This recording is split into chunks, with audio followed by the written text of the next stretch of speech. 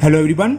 Today we will solve from question number 17 of exercise 10B class 7 RS Agarwal math. इससे पहले video में हम question number 1 to 16 तक complete कर चुके हैं, जिसका लिंक मैं आपको डिस्क्रिप्शन बॉक्स में दे दूंगा। आज हम क्वेश्चन नंबर 17 से करेंगे।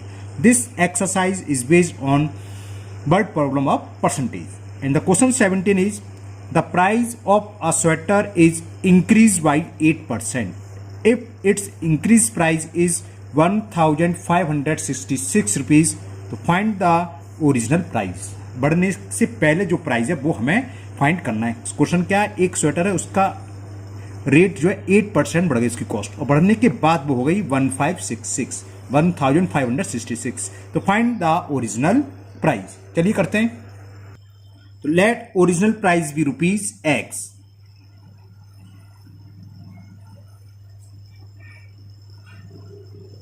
क्या था? Let original price of shirt थी, क्या थी? क्वेश्चन नंबर 17 स्वेटर है। Let original price of sweater be rupee X. अब कितना इंक्रीज हुआ है? 8% इंक्रीज हुआ है।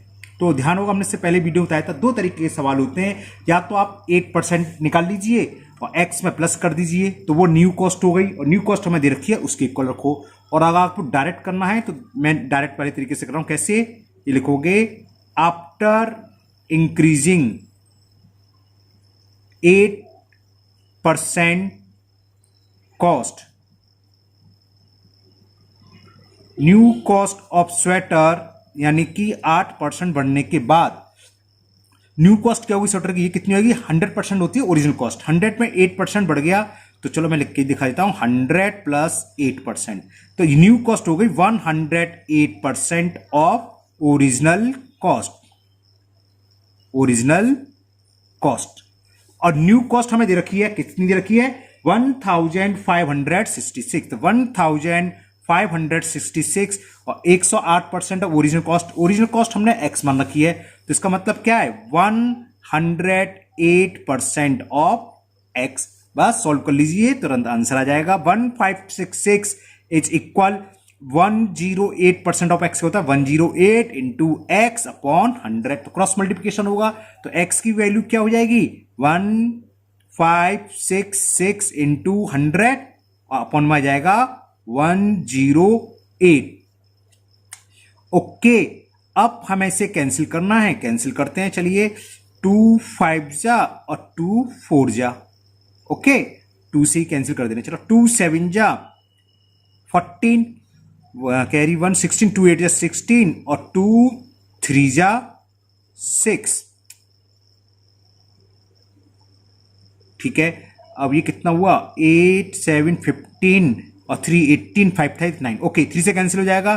3 1 जा 3, 3 8 जा, 3 से 7 8 3 कैंसिल कराऊं। 3 2 जा 6 है ना, कैरी 2 28 हो गया। 3 9 जा 8 7 15 3 18 कट हो गया। 3 2 जा 6 1, 3 6 जा 8 हो जाएगा। 3 6 जा 8 और 3 1 जा 3। अब मैं नीचे लिख ले जाऊं थोड़ा। ये आ गया 261 इंटू 100 अपॉन 18। 6 2 8 1 9। फिर ये कैंसिल हो जाएगा, 18 से नहीं हो जाएगा। 18 1 जा 18 और 8 81 9 से हो जाएगा ना। 9 2 जा 8। चलो करते हैं, 3 से कैंसिल करते हैं। 3 6 जा और 3 से काटते हैं। 3 8 जा 24, 2 बचा। 3 7 जा। अब फिर अगेन 3 2 जा और 3 से कैंसिल कर दिया। 3 2 जा 6, 3 9 जा और 2 से 50 टाइम्स कैंसिल। तो मल्टीपल कर दो, तो ओरिजिनल कॉस्ट ये आ गई। 0 तो रहेगा। 18 5 जा 90। तो original cost of sweater is 900 rupees. लिख दीजिए आप ओरिजिनल कॉस्ट ऑफ स्वेटर। तो समझ में आ गया। ये कोई जरूरी नहीं है कि हम पहले 8% निकालें, फिर एक्स में प्लस करें और फिर इसके इक्वल रखें जो दे रखा है। आप डायरेक्ट लिख सकते हो। अगर कम होता, यानी कि डिस्काउंट मिल रहा होता, तो 100 माइनस 8 कर देते। 92 था, 92% आया था, तो वो 92% ऑफ ओरिजिनल कॉस्ट इसके होता। लेकिन इसमें क्या था? जो ओरिजिनल कॉस्ट थी 8% इंक्रीज करा। करने के बाद ये कॉस्ट हो गई, यानी कि जब नई न्यू कॉस्ट है स्वेटर की, वो ओरिजिनल कॉस्ट का कितना हुआ 8% इंक्रीज हो गया, यानी कि 100 में 8% बढ़ गया, तो 100 प्लस 8 108% हो गई ओरिजिनल कॉस्ट की। और 108% ऑफ एक्स क्या होता है 108 इंटू एक्स अपॉन 100, बाकी क्रॉस मल्टीप्लिकेशन करा, आंसर एक्स आ गया 900। एक्स क्या माना था हमने ओरिजिनल कॉस्ट ऑफ स्वेटर, तो answer is 900। Now next question number 18, थोड़ी सी ये मिस्टेक है ना, ये 18 में कर दिया, 29 से करना था, है ना, ये तो कैंसिल हो गया, 29 बचा था, 29 इंटू 50 करना था, मैंने 18 इंटू 15 कर दिया, तो कर लेते हैं चलिए। तो 0 तो 0 आ जाएगा, और 5 9 जा 45, कैरी 4, 5 2 जा 10, और 4 1450। तो न्यू कॉस्ट ओरिजिनल कॉस्ट क्या होगी स्वेटर की 1450 रुपीज। समझ में आ गया ना, ये 18 से नहीं होना था मल्टीपल, ये कैंसिल होने का 29 बचा, 29 इंटू 50 करना था, मैंने वो 18 कर दिया था, तो ये आ गया 1450 rupees. Now question number 18, and question 18 is after spending 80% of his income and giving 10% of the remainder in a charity, a man has ₹46,260 left with him, find his income.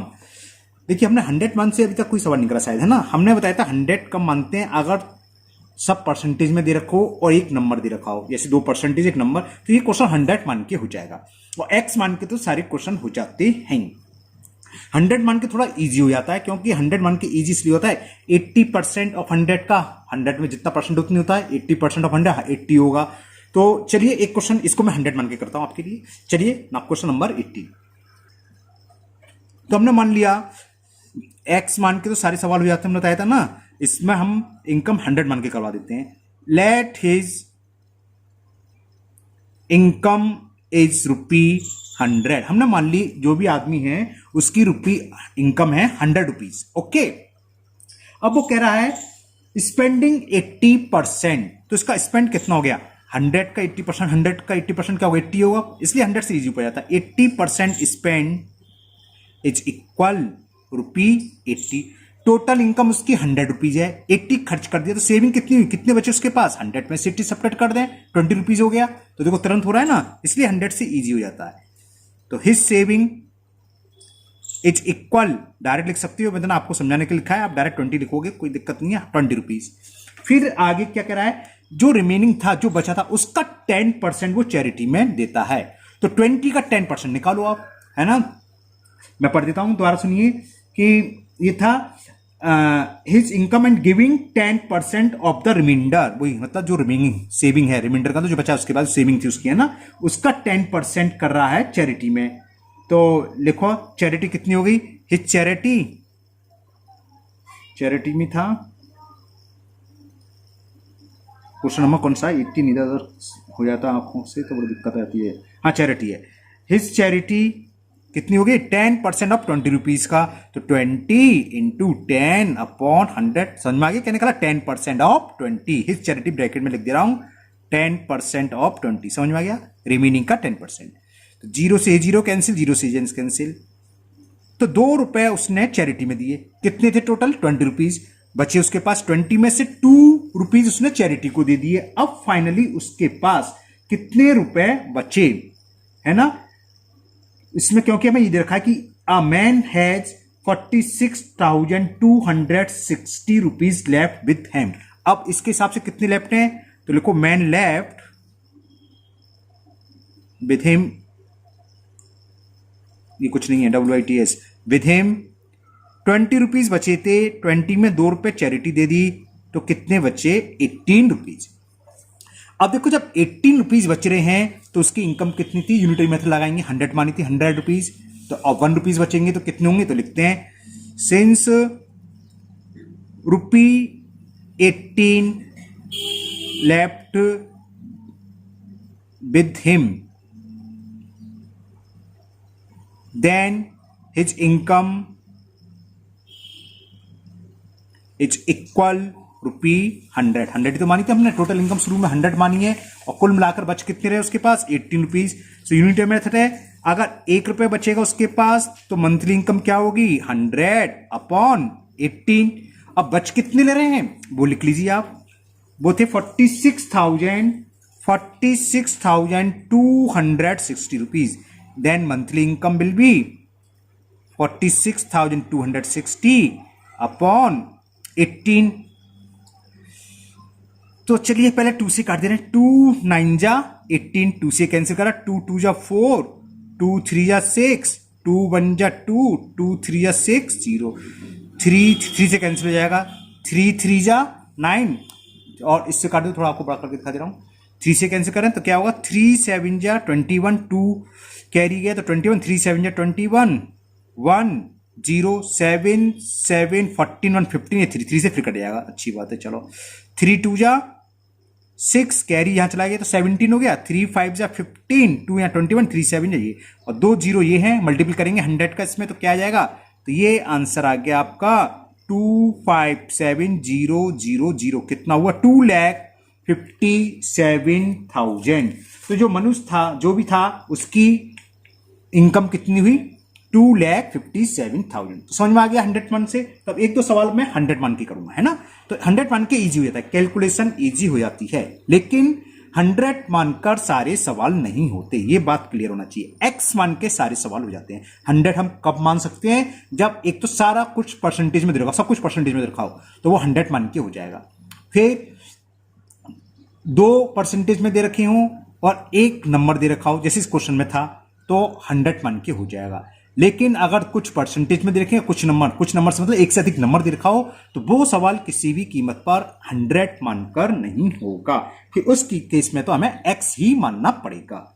Okay. Now next question number 19 सुनिए है ना. Question 19 ये है. A number is increase by 20% and the number increase number is decrease by 20%. Find the net increase और decrease. बहुत अच्छा सवाल है. इसमें सब परसेंटेज में दे रखा है तो 100 हो जाएगा. पहले क्वेश्चन समझ लो क्या है. क्वेश्चन ये था कोई नंबर है उसको हमने 20% बढ़ाया है ना. फिर हमने क्या करा. बढ़ाने के बाद हमने सोचा नहीं गलत करा भाई. फिर हमने 20% डिस्काउंट कर मतलब कम कर दिया. फिर पूछा है आंसर क्या होता है. तुरंत बच्चों के उसे निकलता है सर कोई फर्क नहीं पड़ा. बहुत फर्क पड़ता है. देखो कैसे. मान लो कंपनियां ही करती हैं कि 20% प्राइस बढ़ा दिया फिर बाद में 20% कम कर दिया तो इसमें कंपनी को फायदा है कि नहीं है बताएंगे है ना. इससे नुकसान होगा. चलिए करते हैं सवाल. तो ये दोनों चीज इसमें परसेंटेज में दे रखी है 20% 20%. तो ये 100 हो मानकर सवाल हो जाएगा. तो question number 19. Okay. A number is the increase by 20%. तो पहले नंबर मान लें कि नंबर है कितना. Let the number is 100. कोई सेरली वेरली कुछ है नहीं. केवल नंबर दे रखा तो नंबर 100 मान लिया. तो आफ्टर 20% इंक्रीजिंग न्यू नंबर क्या हो जाएगा बढ़ने के बाद. एनओ का मतलब नंबर. 100 का 20% क्या होता है 20 होता है तो डायरेक्ट लिख दूं 120. वैसे क्या हुआ 100 तो ओरिजिनल है 20% बढ़ा दिया तो 120 हो गया. ओके. यहां तक समझ में आ गई बात. अब कह रहा है कि बढ़ाने के बाद डिक्रीज बाई 20%. अब इसका 20% डिक्रीज कर दिया तो अब इसका 20% इसके भी 2 तरीके होते हैं निकालने के. या तो पहले आप 20% निकाल लो माइनस कर दो या 20% डिक्रीज हो गया तो क्या रह गया ओरिजिनल का 80%. इसका 80% निकाल लो तो डायरेक्ट आ जाएगा. मैं इसको 20% अलग करके निकालता हूं. फिर लिखो नाउ 20% डिक्रीजिंग कितनी हुई निकाले. डिक्रीजिंग कल टू क्या हुई इस नंबर का जो बढ़ गया. बढ़ने के बाद इसका 20% डिक्रीज. देखो नुकसान होगा. देखें क्या आएगा. देखो 1 0 से 1 0 कैंसिल. 1 0 से कितना हो गया 12 2 जा 24. बढ़ाया तो 20 और कम हो गए 20 तो नुकसान हो गया नहीं हो गया है ना. तो अब कितना नंबर आ गया. नाउ नंबर इज बढ़ने के बाद कितना था 120. 120 में से कितना कम कर दिया 24. इसको सब्ट्रैक्ट करें तो क्या आ गया 96. ओरिजिनल नंबर कितना था 100. रह कितना गया 96. बढ़ा कि कम हुआ. कम हुआ. कितना कम हुआ 100 में से 96 सेक्टर करके देखो कितना कम हुआ 4. और 100 में जो भी कम होता है वो परसेंटेज यानी कि 4% मिलाकर कम हो गया. इसमें ये पूछा था क्या फाइंड द नेट इंक्रीज और डिक्रीज परसेंट. तो ये क्या हुआ डिक्रीज हुआ. तो नेट डिक्रीज इज क्योंकि ओरिजिनल नंबर कितना है ओरिजिनल से कंपेरिजन करेंगे 100 और कुल मिलाकर लास्ट में रह गए 96। तो नेट डिक्रीजेज कितना हुआ 100 माइनस 96, नेट डिक्रीज 4 कम हो गया, और 100 में 4 का मतलब 4%। तो नेट डिक्रीज कितना हो गया 4% डिक्रीज हो गया। अब कहोगे परसेंट क्यों लगा दिया भाई, 100 में जो भी होता परसेंट नहीं मालूम तो वो पता ही फॉर्मूला, जितना कम हो रहा है वो इंटू 100 अपॉन ओरिजिनल, ओरिजिनल तो 100 है, 100 से 100 कैंसिल 4% आ गया। जब हम पहले ही 100 मान चुके हैं तो 100 में कितना रह गया 4, 100 मानने में भी तो फायदा होता है, सब कुछ बच जाता है, तो जो आंसर है परसेंटेज में ही आएगा। तो ये हो गया question number 19। Now next question number 20। Now question 20 बहुत अच्छा क्वेश्चन है, सेम उसी तरह का है, थोड़ा सा चेंज है। Question 20, the salary of an officer is increase by 20%। कोई ऑफिसर था, उसकी सैलरी को 20% इंक्रीज कर दिया, बढ़ा दिया। Why what percentage should we new salary be reduce to restore the original salary. अब ये पूछा है उसको कितने परसेंटेज कम कर दें जिससे कि उसकी सैलरी जो पुरानी थी उसके बराबर ही हो जाए। जैसे ऊपर वाला सवाल था वैसी है, दोनों चीज परसेंटेज में दे रखी है एक चीज, तो ये 100 मान के हो जाएगा। कैसे बताते हैं, let the original salary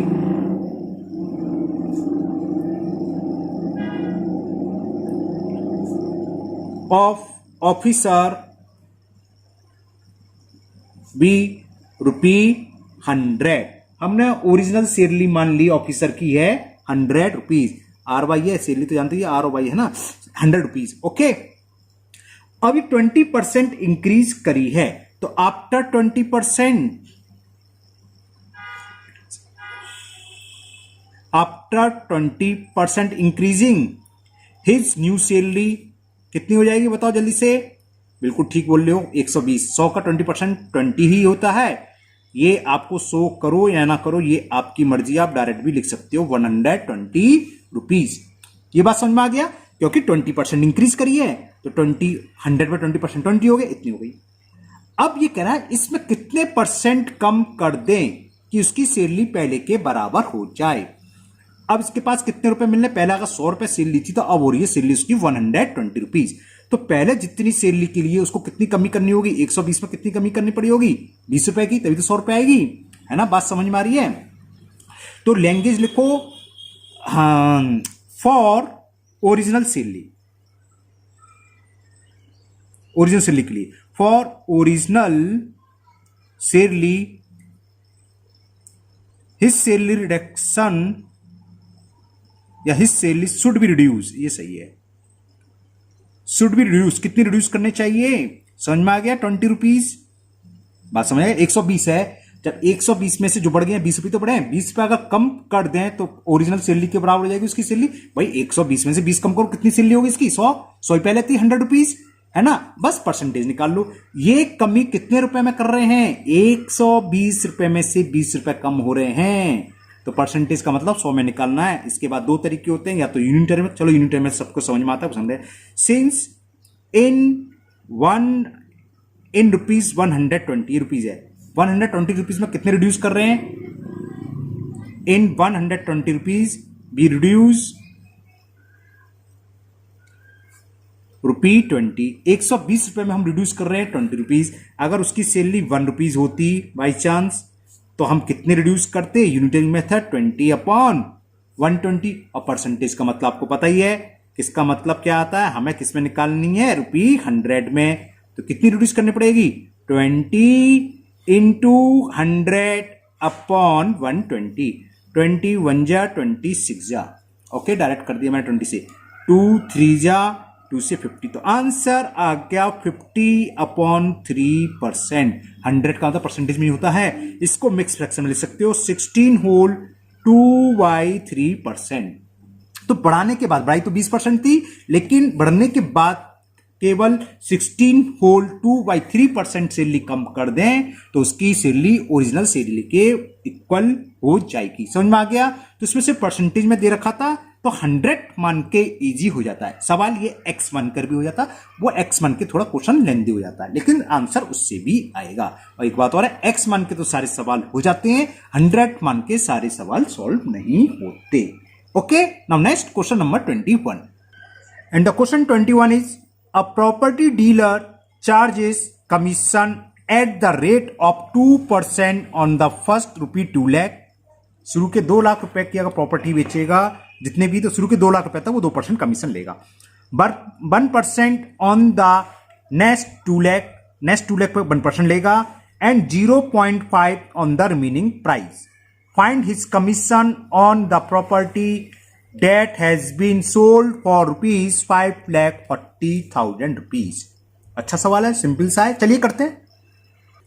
commission on first rupees 2 lakh, जो भी प्रॉपर्टी बेची है उसके फर्स्ट 2 लाख रुपीज पर प्रॉपर्टी डीलर को कमीशन मिल रहा है 2%। तो इसका 2% निकालने, 2% ऑफ 2 लाख क्या होता है, 2 इंटू 2 लाख, 1 2 3 4 5 हो गया 2 लाख अपॉन 100।